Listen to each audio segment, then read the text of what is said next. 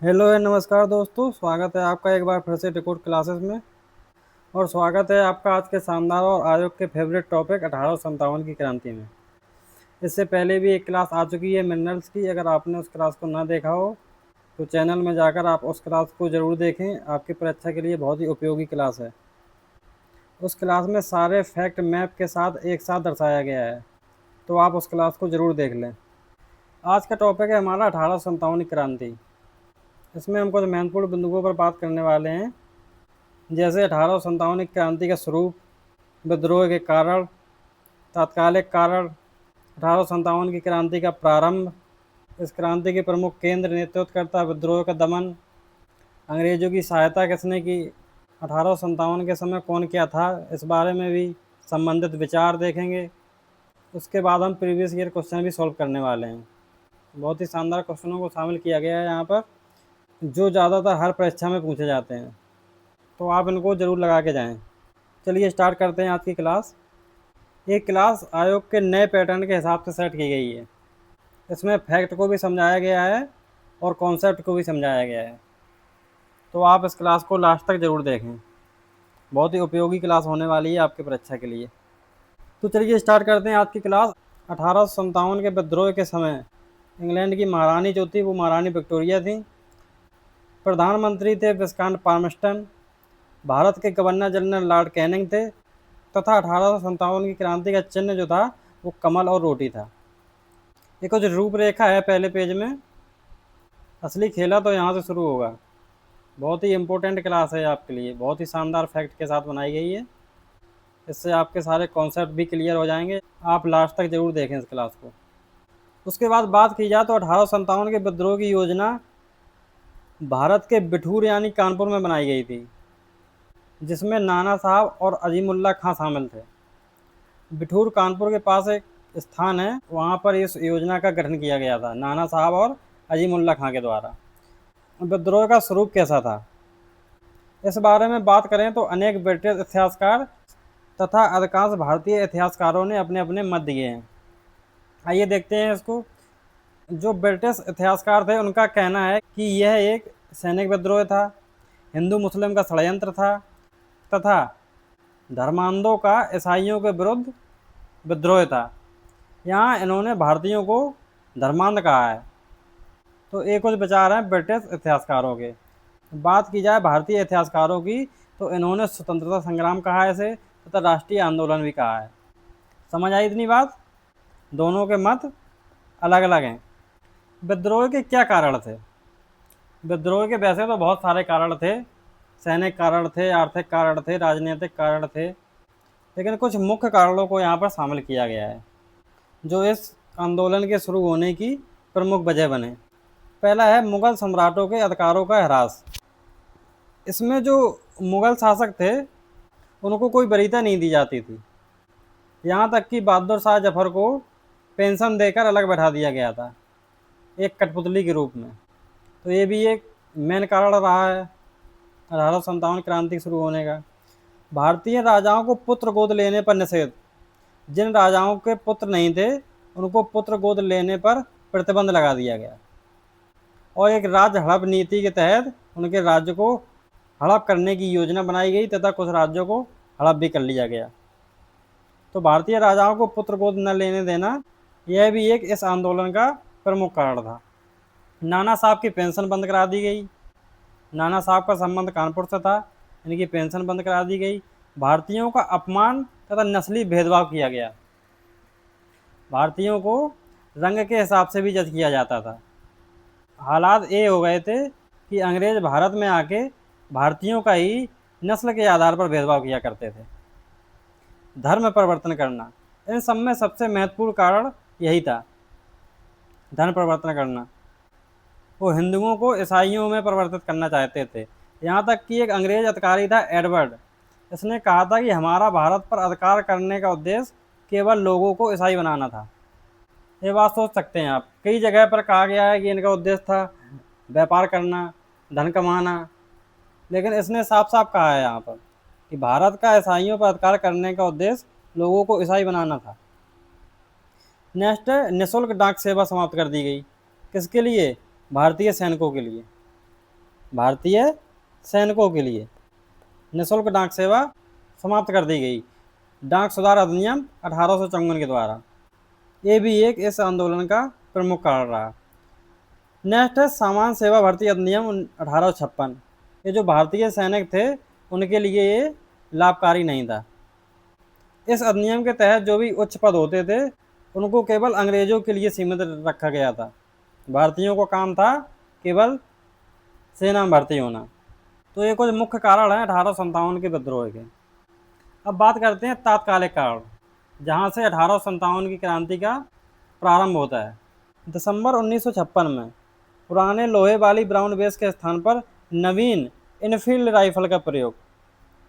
जब इस राइफल का प्रयोग किया गया तो यहाँ पर एक अफवाह फैल गई कि इसमें जो प्रयोग होने वाले कारतूस हैं उसमें गाय और सूअर की चर्बी को शामिल किया गया है।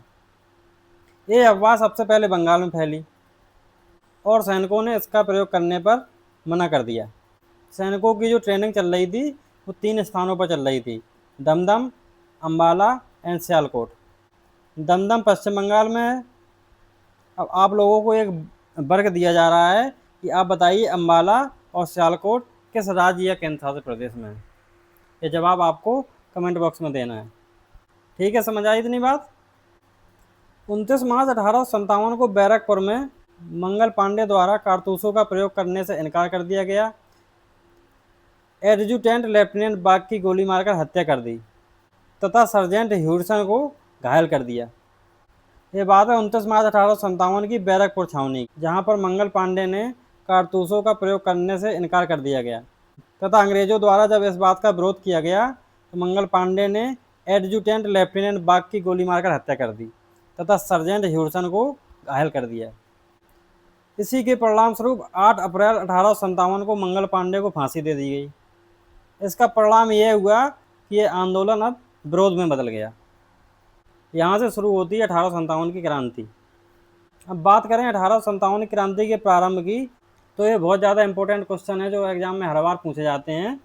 आयोग के फेवरेट क्वेश्चन है कि ये किस डेट पर कहाँ पर प्रारंभ हुआ। तो सबसे पहले यहाँ पर हमने देखा है 29 मार्च को बैरकपुर में। इसके बाद 10 मई को मेरठ में स्टार्ट हुआ है। 12 मई को विद्रोहियों द्वारा दिल्ली पर अधिकार कर लिया गया। 30 मई को अवध यानी लखनऊ में। 5 जून को कानपुर में। तो ये डेट आपको याद रखनी है। ये मैच द फॉलोइंग में भी बहुत ज़्यादा पूछी जाती हैं, तो आपको ये 5 डेट को बहुत अच्छी तरह से याद रखना है। 29 मार्च को बैरकपुर में, 10 मई मेरठ, 12 मई को दिल्ली पर अधिकार कर लिया गया, 30 मई को अवध यानी लखनऊ में, 5 जून को कानपुर में। इतनी चीज़ आपको याद रखनी है बिल्कुल। क्लियर? चलिए अब 1857 की क्रांति का सबसे फेवरेट टॉपिक, कुछ केंद्र हैं, वहाँ के नेतृत्व करता हैं तथा विद्रोह का दमन करने वाले अंग्रेज अधिकारी हैं। दिल्ली में विद्रोह का नेतृत्व किया था बहादुर शाह जफर ने। इसने यहाँ पर एक सूबेदार भी नियुक्त किया था। उसका नाम था वक्त खां। कभी कभी एग्जाम में नेतृत्वकर्ता के रूप में बहादुर शाह जफर के स्थान पर वक्त खां का नाम दे दिया जाता है, तो आप इसमें बिल्कुल भी कंफ्यूज ना हो। क्लियर? तो यहाँ के विद्रोह का जिसने दमन किया था वो था हडसन के द्वारा दिल्ली में विद्रोह को दबा दिया गया। झांसी की बात की जाए तो रानी लक्ष्मीबाई, उनसे कौन परिचित नहीं है। यहाँ का दमन किया था यूरोज ने। यूरोज के साथ ही रानी लक्ष्मीबाई ने अपना अंतिम युद्ध किया था। तो रानी लक्ष्मीबाई की मृत्यु के पश्चात यूरोज ने एक बात कही थी कि यहाँ पर सोई हुई महिला सारे विद्रोहियों में एकमात्र मर्द है। यूरोज द्वारा ये बात रानी लक्ष्मीबाई के लिए कही गई थी कि यहाँ पर सोई हुई ये महिला सारे विद्रोहियों में एकमात्र मर्द है। लखनऊ की बात करें तो लखनऊ का नेतृत्व बेगम हजरत महल द्वारा किया गया तथा इस विद्रोह को कैंपबेल द्वारा दबा दिया गया। कानपुर की बात करें तो नाना साहब नेतृत्वकर्ता थे। इनके सेनापति थे तात्या टोपे तथा सलाहकार थे अजीमुल्ला खां। नेतृत्वकर्ता थे नाना साहब के सेनापति थे तात्या टोपे तथा इनके सलाहकार थे अजीमुल्ला खां। इस बात को आपको याद रखना है। तो यहाँ का विद्रोह भी कैंपबेल ने दबा दिया था। इलाहाबाद की बात की जाए तो मौलवी लियाकत अली यहाँ के नेतृत्व करता थे और जनरल नील द्वारा विद्रोह को दबा दिया गया। बरेली की बात करें तो खान बहादुर, यह रोहिलखंड के पूर्व शासक थे तथा यहाँ भी कैंपबेल ने विद्रोह को दबाया। तो देखो, लखनऊ, कानपुर और बरेली में कैंपबेल द्वारा विद्रोह को दबाया गया। क्लियर। बिहार में नेतृत्व किया था कुंवर सिंह ने, असम में मनीराम दत्त ने तथा राजस्थान में कुशल सिंह ने। बात की जाए राजस्थान की, तो इसमें जयपुर शामिल नहीं था। राजस्थान में जो विद्रोह हुआ था उसमें जयपुर ने हिस्सा नहीं लिया था। समझ आई इतनी बात? एक बार और देख लेते हैं। दिल्ली में नेतृत्व करता थे बहादुर शाह जफर या बख्त खां। विद्रोह का दमन हडसन द्वारा किया गया। झांसी में लक्ष्मीबाई, दमन हीरोज द्वारा किया गया। लखनऊ में बेगम हजरत महल, दमन कैंपबेल द्वारा किया गया। कानपुर में नाना साहब, दमन कैंपबेल द्वारा किया गया। इलाहाबाद में मौलवी लियाकत अली, दमन जनरल नील।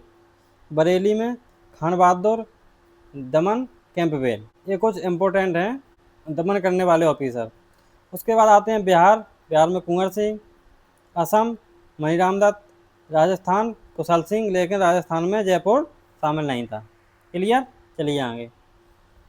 यहाँ एक बात कही जाती है कि 1857 के विद्रोह को मिर्जा गालिब ने अपनी आंखों से देखा था। मिर्जा गालिब एक शायर थे, आप लोग जानते होंगे ना। तो इन्होंने 1857 के विद्रोह को अपनी आंखों से देखा था। अब जब विद्रोह हुआ और दमन करने के लिए अंग्रेज अधिकारी वहाँ पर गए, तो इनमें से कुछ अधिकारी घायल भी हो गए। ये अधिकारी बहुत ज़्यादा जख्मी भी हो गए। तो एग्ज़ाम में कई बार ये क्वेश्चन आता है कि कौन अधिकारी कहाँ पर घायल हुआ था।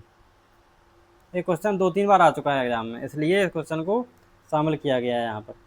तो दिल्ली में जॉन निकलसन तथा लखनऊ में हेनरी लॉरेंस, हैवलॉक और जनरल नील।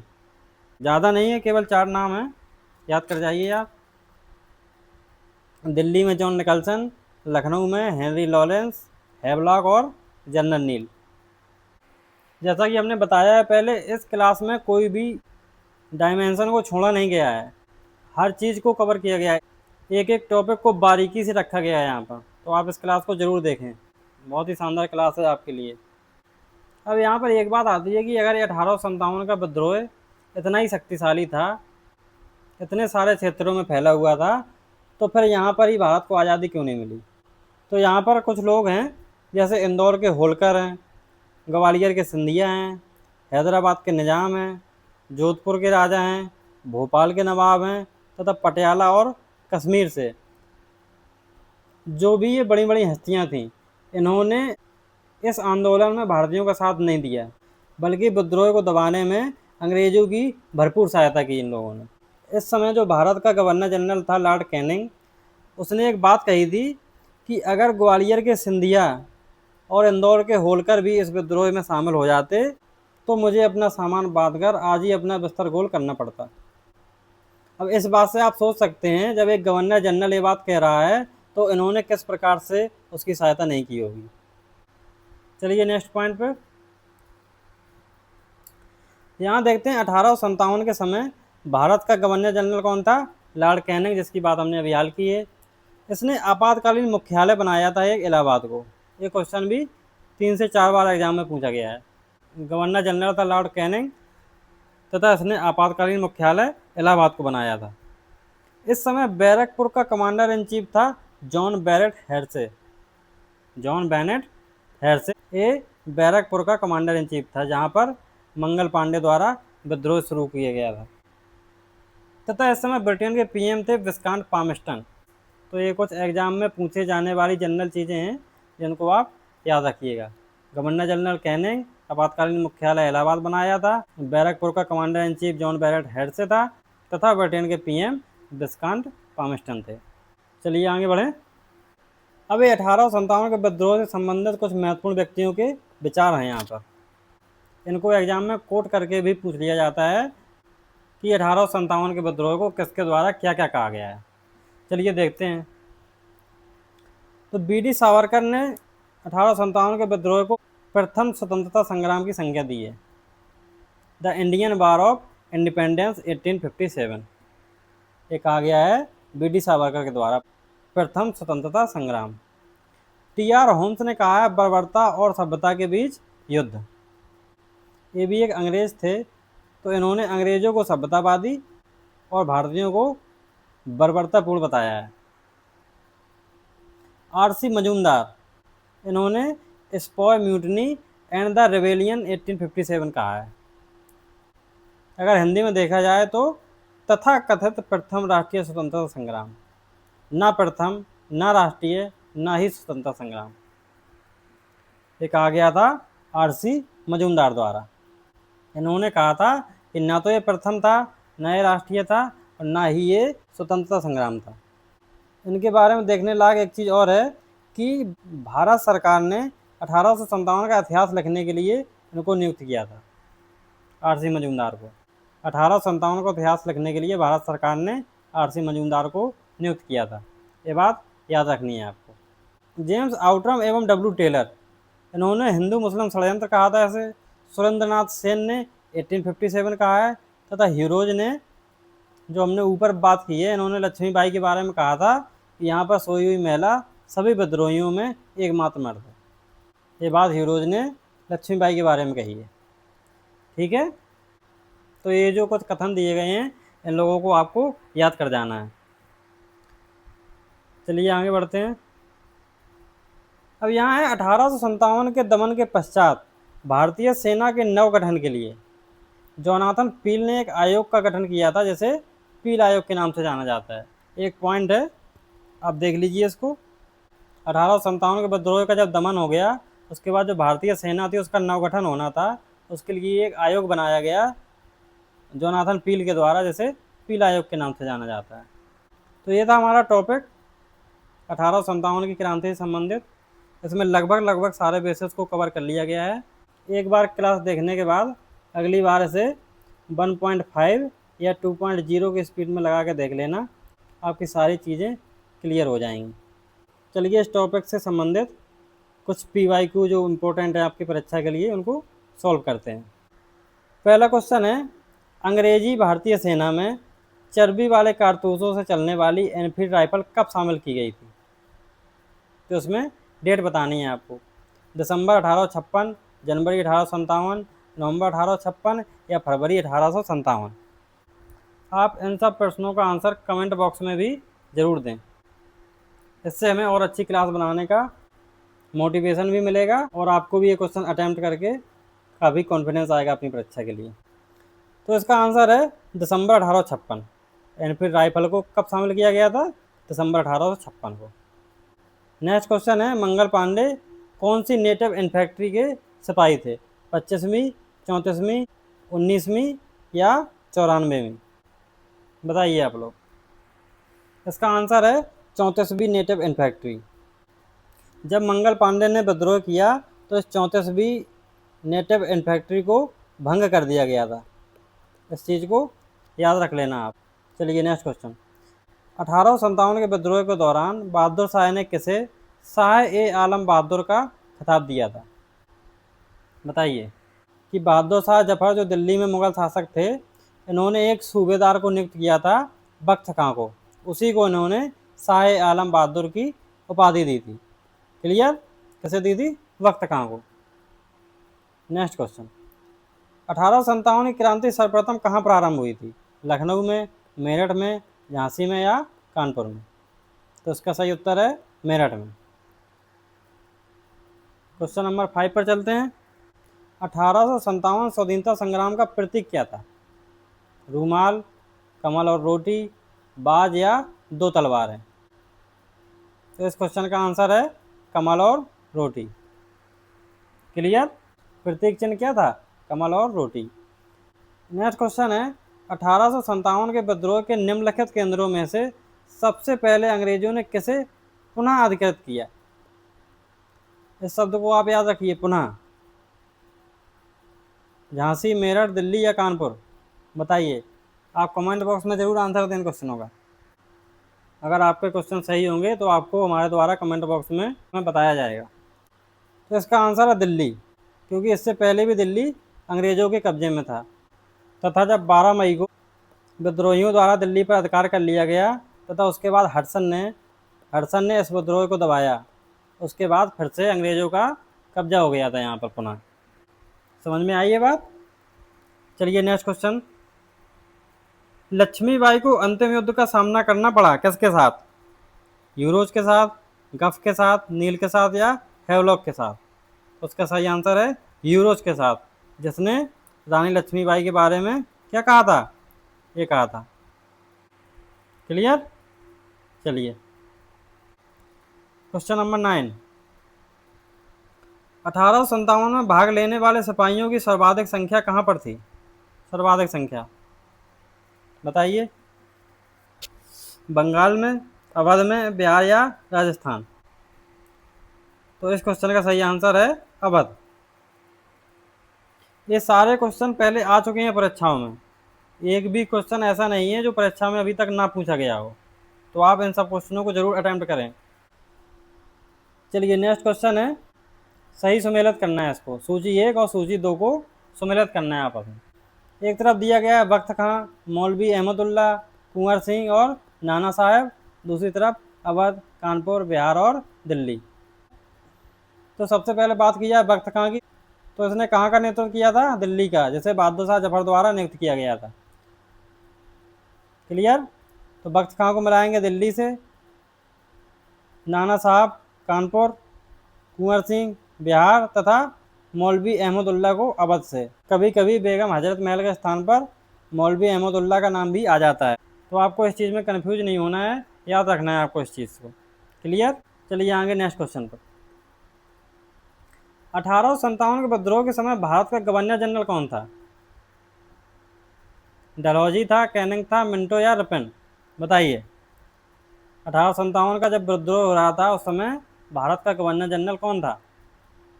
तो इसका सही आंसर है लॉर्ड कैनिंग। इसने आपातकालीन मुख्यालय कहाँ बनाया था?